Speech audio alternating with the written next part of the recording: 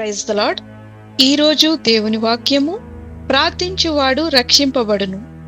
రోమాపత్రిక 10వ అధ్యాయము 13వ వచనము, ప్రభువు నామమును బట్టి ప్రార్థన చేయువాడెవడో వాడు రక్షింపబడును. రక్షణ అనేది యేసుక్రీస్తుని ప్రభువని మన నోటితో ఒప్పుకుని, దేవుడు ఆయనను మృతులలో నుండి లేపనని హృదయమందు విశ్వసించిన యెడల మనము రక్షింపబడదము. రాబోవు భయంకరమైన ఉగ్రత నుండి, నిత్య నరకాగ్ని నుండి తప్పించబడాలి అంటే ఈరోజే నీవు యేసుక్రీస్తు ప్రభువని నీ నోటితో ఒప్పుకొని ఆయన నామంలో ప్రార్థించు. ప్రార్థన: ప్రభువైన యేసు, రాబోవు ఉగ్రత నుండి తప్పించుకొనుటకు నేడే నీవు నా ప్రభువని నా హృదయమందు విశ్వసించుటకు నీ మహారక్షణ అనుగ్రహించుమని యేసు నామంలో అడుగుచున్నాము తండ్రి. ఆమేన్.